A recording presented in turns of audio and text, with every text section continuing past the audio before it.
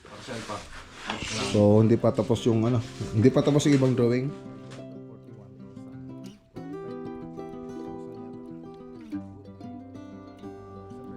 Sa nilagay nila Davis. Tapos iba't ibang skim coat daw. So dapat kapag na ito.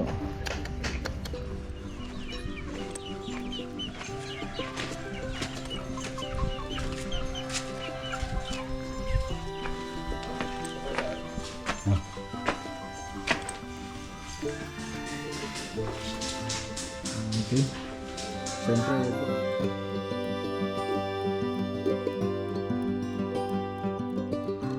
Happy birthday! I love you.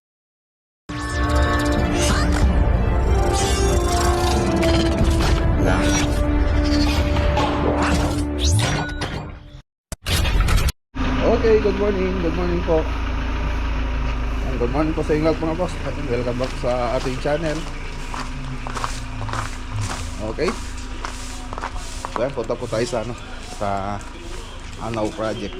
Tapos dito sa Matubog project mga boss sa 47. Dahil natin mamaya. Tapos Aguilar. Yan ang pupunta natin. Okay. So yun mga boss. Shoutout ka pala kay Sir Ryan Diray saka kay Nunalin Diray. Yung project natin na modular kitchen cabinet, TV console, tapos closet. So yun po yung project natin na gagawin natin. So ito, andito na yung mga materyales. Ngayon tinatabas na po natin yung mga materyales nila. Ayan. So ito na po yung mga materyales nila Sir Ryan at saka Nunalin. So tabas muna tayo. Pag matapos na matabas, aging tayo. So mag-aging. Pagkatapos malagyan ng aging, doon na po tayong mag-assemble. So andyan. So marami pa. Ilan ba yung tatabasin yung board? 28. 28? 28 na board boss. 28 na board lahat tong parcel pa lang. 28. Parcel pa. So hindi pa tapos yung hindi pa tapos yung ibang drawing. Hindi pa tapos pala. 28 na na board yung kaya lang wala pa yata yung TV console tsaka yung wala pa yung TV console dyan no? Wala pa ba? Tapos yung closet Wala pa. wala pa. Kitchen pa lang. Ayan lang. So punta po tayo dun sa sa Anaw. Pero punta muna tayo dito sa Matubog project. So ilalagay tayong materialis sa Anaw project. So kulang ng 6 na piraso ng 85. In 6 na yan.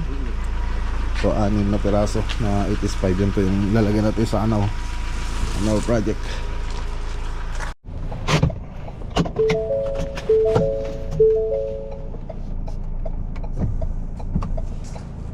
Okay, dito na tayo mga boss sa Matubog 47 project. Shoutout ulit kay Sir Ronnie Macamos at kay Kagawad Jason.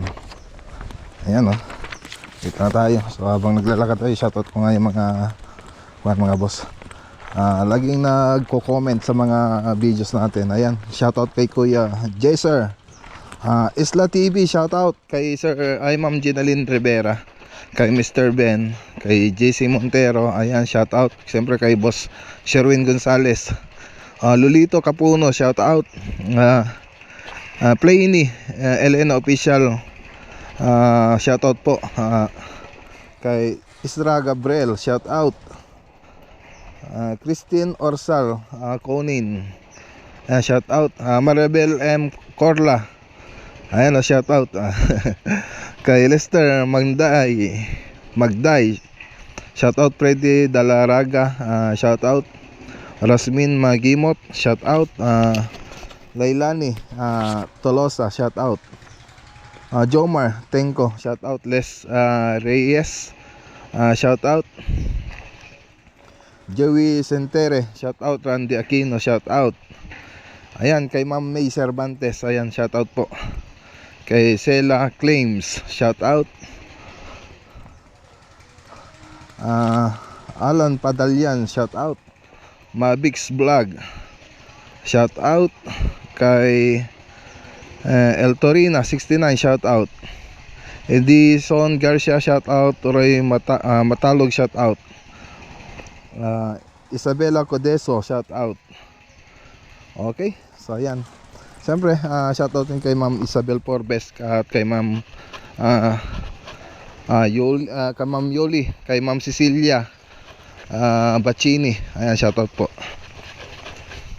So tara, dito na tayo sa Matubog Project. So yung spandrel po na ito, na order ko na po.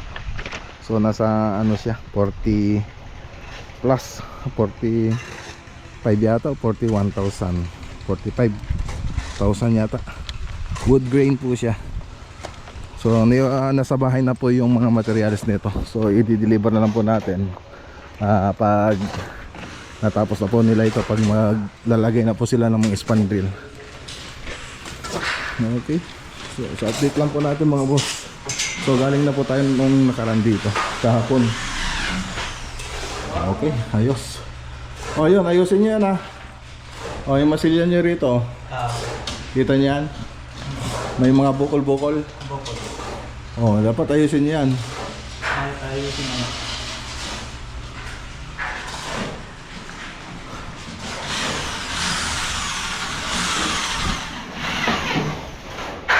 Okay, so dito nagtatagip na sila.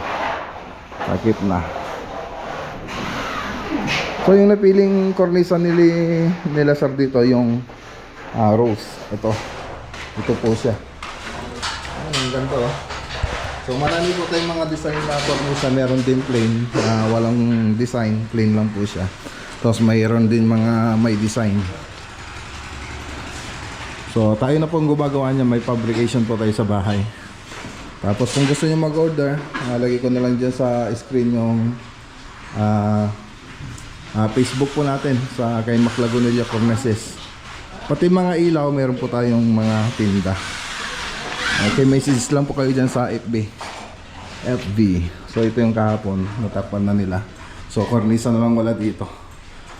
Okay na, nakapag-masilya na rin sila.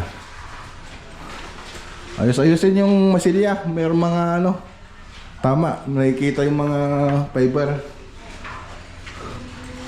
So dito nagkukornisa na sila yun. Ang ganda oh. Bilis. Punas sa punas to, punas.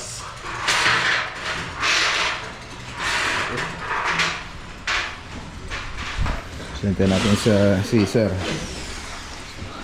So nagbigay pa ako ng quotation dito ng mga ilaw. Ilaw. Just ko na rin tayo ng budget kasi nabusan lang tayo ng budget, pero kompleto naman ang lahat ng materials na ito. So tara na mga boss. So duman po tayo rito kila Sir Ronnie dito sa bahay nila. Kay Sir Ronnie Macamos. So binigay na po yung balance ng kabuuan na kontrata natin doon sa bahay nila mga boss. Wala na doon silang problema. Okay, so tara, punta tayo doon sa project mga boss. So 12:26 PM. So tingnan natin, baka may matirang pagkain doon na tayo kumain. Let's go. Okay, dito na po tayo sa project. So dala tayo ng cornisa. Update lang po natin mga boss. Ayan o. Okay. So nakamasilya na rito. Kukornisa na rin sila. So dito mga boss, ay nakapagpintura na sila dito sa ceiling. Okay, nang ganda no. Nilagay na rin mga ilaw. So yung wala pang ilaw dito, tsaka ito. Ba't hindi pa nilagay nandito? Hindi pa nilagay. Bubigat sa boss. Bukas daw ilalagay. Tapos ayan. Nako. Hindi nila yun Madito yung sagad. Nagsigod yung drawing.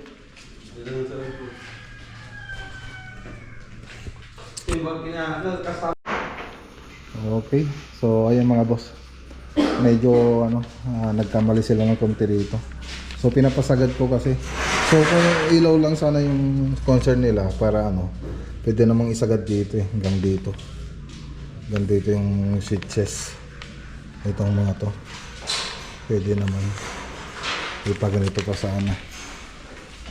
Para yung kitchen nila medyo mas maluwang. Ngayon kikipot na yan. So andito na. So andito na yung lutuan. Andito yung 60. Ditong banda yung 60. So maliit na lang. Kung yung range hood, maglalagay ka ng range hood dyan, gas range. Kunti na lang yung maiiwan dito. Yung makikita nyo rito. Kunti na lang. Kukunti, maliit na lang ito. Magiging maliit na lang ito. Tsaka ito. Yan yung ko dyan. Concern ko. Kaya ako ginawa yun. Kaya ako pinaluwang na ganun. So hindi naman na sunod yung ginawa natin. Hindi rin nagtanong sa akin si Foreman. Hindi rin nagtanong sa akin si Carolan.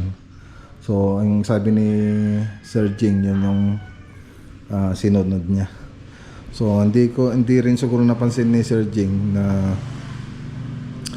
dapat isagad na rin doon sana para maluwang-luwang yung kitchen niya. Sayang kasi yung space. So dito wala namang dito wala namang purpose. Wala namang purpose bakit ka pa maglalagay ng sobrang laking ganito. So ayun, pwede tayong maglagay ng diyan, walis tingting. Yun ang magiging purpose niyan. Mas maganda sana kung isinagad na. Tapos dito, okay naman ito. Walang problema kung dito sa ginawa nila dito. So dito kasi maharangan na to. Maharangan na to. Okay naman to. Kasi dito na magiging entrada niya pag pupunta ka sa minibar. So minibar kasi ito mga boss. So yan lang. Ito lang yung concern ko talaga. Gusto kong maganda kasi sa bahay yung maluwang yung kusina. Yan isang sayang naman yung luwang niya. Kung hindi mo isasagad yung luwang ng natin ng area, sayang pa yung space doon So pag yung space dito nilagay mo doon, magagamit natin yung natitirang space. Ngayon napunta doon yung ibang space, so wala namang, ang gamit lang naman ng space doon yung mga switches lang naman ng ilaw. So yun lang namang purpose niya. Kung yun lang yung natin dyan ilalagay, pwede naman natin sagad pa ng konti para milagay lang yung switches ng ilaw. So mas maganda sana kung dito. So ayun, so yan lang. So andyan na yan. So nag-uusap naman na sila nung may-ari. Siyempre suggestion lang naman yung sa akin kung sayang kasi yung space. Mas maganda sana kung magamit lahat.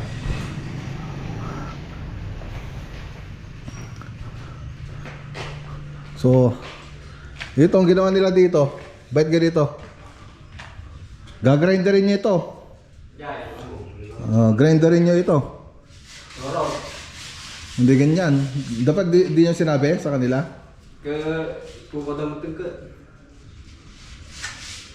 Bahala na yung gagawa dyan. Sabi siguro nila, bahala na yung magpipintor. Pagka ako nakita ni Mang Turulan, yun, nakita niya, ganyan na ng kutsara, wala na. Wala na. Ba't wala ba siya rito lagi? Meron, pero nandun siya sa Wala na. Igagrinder niyo yan. Ngayon, ang gagawin niyo dyan, ipapantayin niyo sa rito. Ngayon, magkakaroon ng nosing dyan. Tapos papantay na yung masilya dito. Hindi, huwag mong ipapantay. Hayaan mong itong dyan. Kung hayaan mong lumabas ito, okay lang. Kasi hindi naman siya kasama dito sa Gagrinderin nyo yan, ipaplat nyo yan. Dapat kasing nito. Huwag nyo habulin ng masilya. Huwag nyo habulin ng masilya. Basta i-grind nyo yan. Pati yan, i-grind nyo rin. Hayaan nyo na may lumabas. Ito, dapat nakalo to. I-grind nyo rin ito. Mag-grind kunti.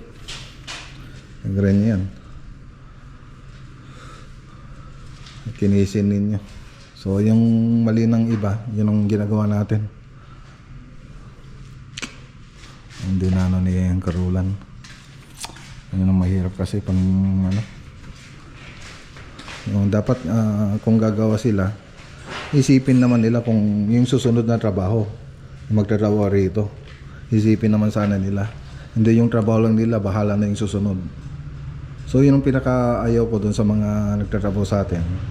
Kaya nga dun sa mga kisame natin, pag tumatanggap tayo, minamasilya na natin. Para yung susunod na magtatrabaho, kung hindi man tayo makakuha ng hindi tayo yung magpipintura ng kisame. Kung hindi man tayo magpipintura ng kisame, hindi na sila mahirapan. Hindi na sila mahirapan. Para wala silang reklamo pag nagpintura sila. Magugustuhan pa nila. So, ganun. Kaya pag tumatanggap tayo ng kisame, may masilya na kaagad yan. Para yung magpipintura, hindi na mahirapan. So, dito rin sana, ganun din sana. Huwag nilang iasa sa pintor. Kasi yung pintor, ang trabaho lang talaga niyan, pakinisin lang yung pader. Hindi yung habulin mo yung pader. Hindi yung habulin mo yung masilya, yung mali nila. Hindi ganun. So, ayan. Sabihin ko na rin sa iyang Roland pag nagkita kami. Si Foreman. So dito nilagay naman na yung mga ilaw dito. So yung naka-shadow line na. So dito. Okay na. So dito tingnan natin. Okay. So, dapat ilagay na nila lahat ng ilaw para makita. So dito kaya nilagay na kaya rito. Wala pa. Hindi pa nilagay. Wala pa, hindi pa nilagay. Hindi pa nilagay yung isa. Yung shadow line, wala pa. So, yung nito mga boss, ilaw nito galing kay Maclagunilla Cornices. So, may tinda po tayo. Pakita ko dyan sa screen yung FB natin. Pwede po kayo mag-order.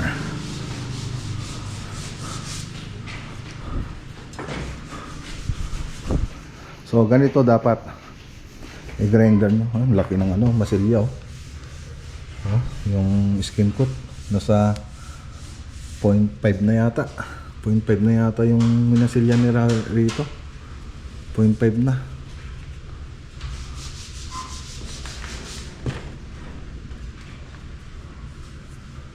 .5 na.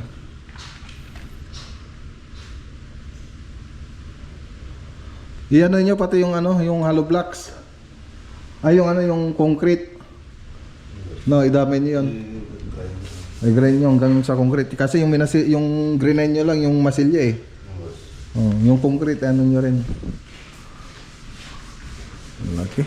Laki ng kapal. Ang kapal ng masilya nila. So hindi po kasi kami yung nagmasilya dito mga boss. Pinanghabol talaga nila yung masilya nila. So yung skim coat. Sa skim coat kasi mayroong mga klase na skim coat na may lang siya, hindi pwedeng kapalan. So yung ibang gamit namin gaya ng Grand Aces Venture, yung wrap muna yung pang wrap natin. So ibig sabihin ng wrap na pader gaya nito. Ito. So wrap. Ito. So yung skim coat na Grand Aces Venture, meron po silang tinatawag na standard. So pwede mong kapalan yung masilya nun hanggang 5 mm. Tapos pagkatapos ng 5 mm, pwede mong patulungan siya ng super fine. So yung super fine, pwede mo siyang kapalan hanggang 3 mm. So ganun proseso niya. So dito, ang alam ko dito sa nilagay nila Davis. Tapos iba't ibang skim coat daw. So dapat pag maglalagay ka ng skim coat, kung ano yung brand yung ginamit mo, dapat yun na hanggang matapos yung project. So magkakaiba po kasi sila ng templada. Ay, may crack din dito.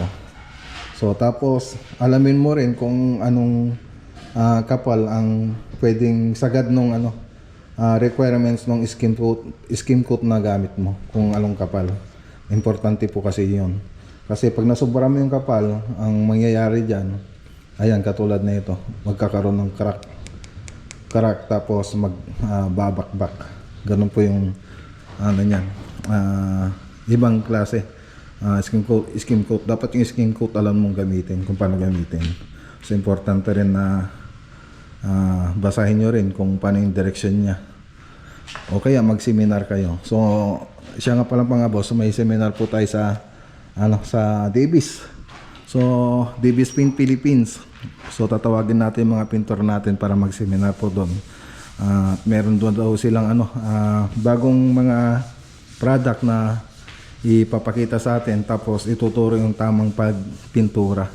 Sa mapakahoy man yan, sa semento man yan, sa waterproofing, sa pagdidesign. So meron po silang ituturo sa atin kung paano gamitin yon. So importante na malaman mo kung paano gamitin yung mga materials natin para hindi tayo nangapa. Maiwasan yung mga senaryo na katulad ng ganito sa project natin. So basta yung importante, sabi ko nga dun sa, lalo na sa skim coat. So sa pagpipintor, kasi pintor lang tayo,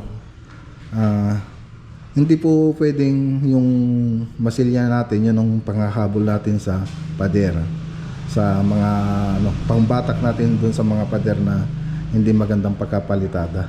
So hindi pwedeng ganun. So ang gagawin lang natin, dahil pintor tayo, pakinisin lang natin yung pader, yun lang. So kung yan, hindi nakuhulog yan, hindi pwedeng yung pintor yung gagawa nun para maging diretso. So dapat importante pa lang doon sa mga mason, magawa na nila yung trabaho nila. Huwag nilang iasa sa pintor. Ganun lang mga boss. Okay. So para magkaaroon lang kayo ng idea.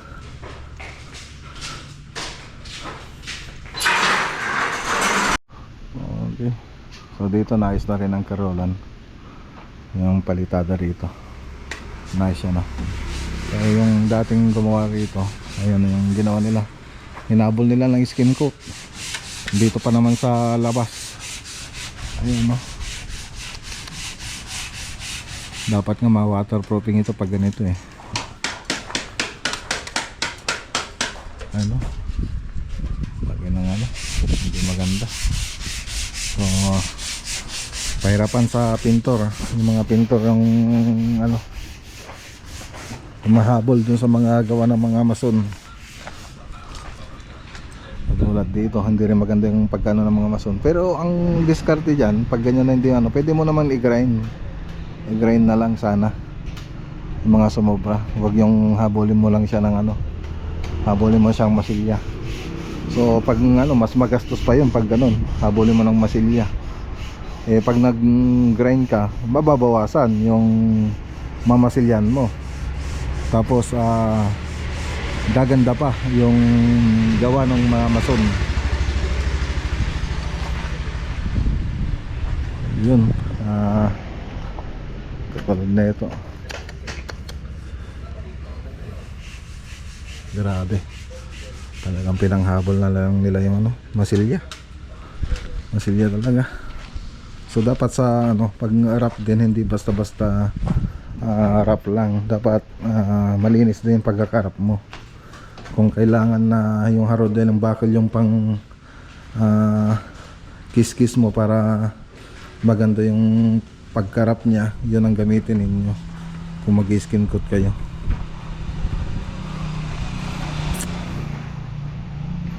Yun, maganda naman yung design ng bahay, kaya lang yung gumawa lang talaga.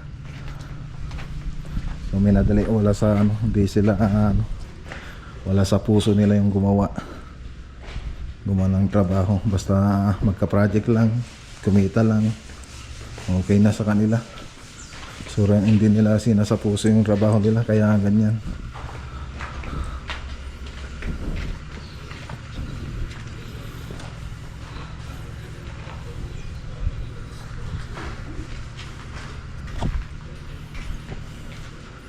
Ito rin natin to.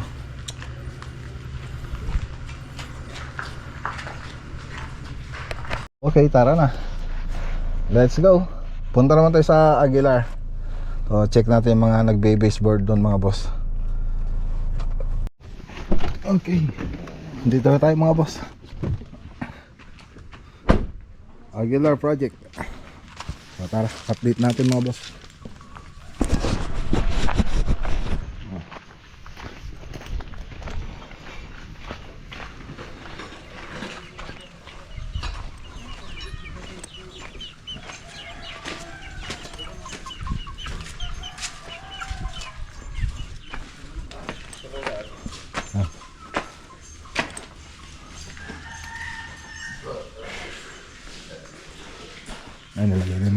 baseboard.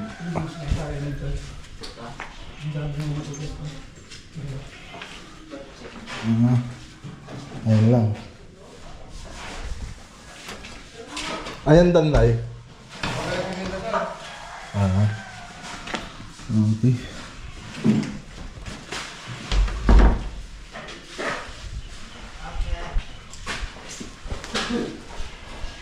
Ilagay na.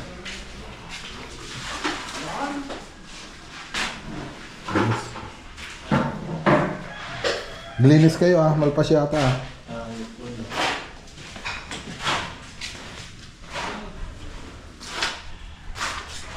Okay, so yung mga WPC na ilalagay sa sa labas, sa wall cladding natin nandito na. So ayan, kompleto na po ito mga boss. So galing po yan sa Maxi Wood, Tarlac. Okay, so WPC pang outdoor. So yun pala mga boss, yung tinitikan dito, hindi maganda yung pagkakalagay. Kaya ayun, mag-repair tayo, repair natin. Ayan. Okay. Tapos tingnan natin dito. Okay na. Okay na rito. Pasukatin na nga rin natin yung mga ilaw na ito.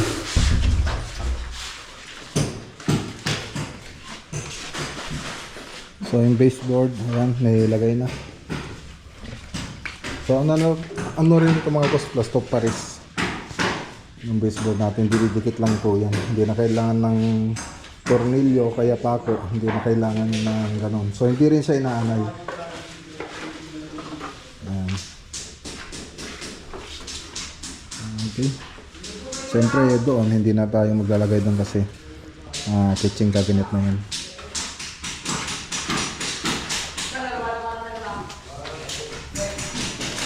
So going pa rin yung pintura natin dito.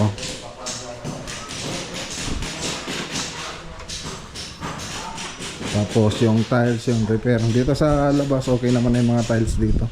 Nailagay na. Nilagay na rito. Halos nailagay na lahat.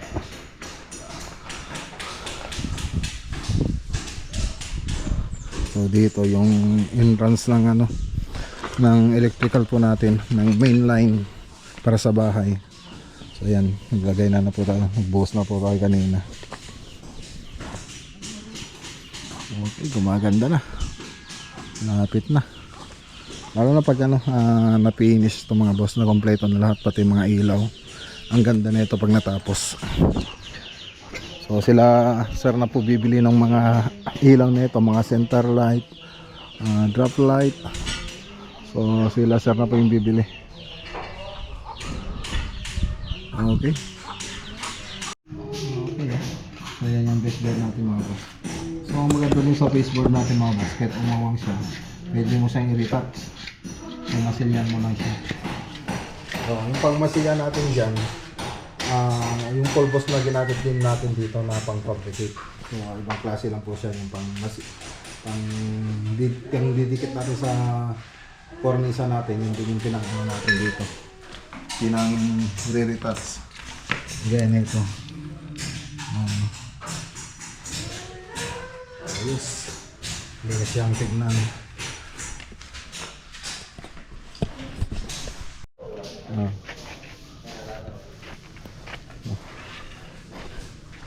Okay. So tara na mga boss. Ayun, gumaganda na. Gumaganda na. Ayos. Gumaganda na mga boss. Ay, shout out kay kay Sir Noel Poliosco. So tara na mga boss, uwi na tayo.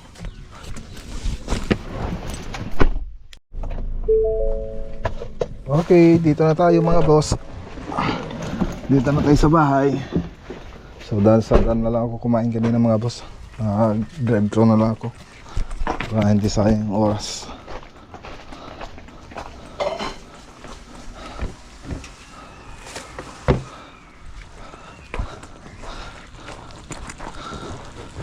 Asa si Johan? Sa loob.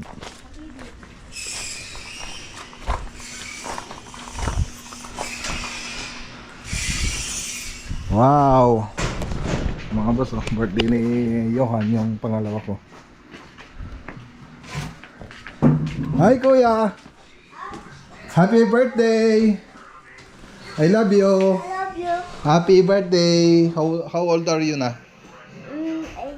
8? Wow! Wow, galing ah! Hi Ian! Hi Ian! Game di TV magic ang bawambin. Wow! Atay! Happy birthday! Nag-enjoy ka ba kahapon doon sa handa doon sa school niya? Wow. Okay. So ayan mga boss, hanggang dito muna yung vlog for today po natin. Kita-kita po ulit tayo sa vlog natin bukas.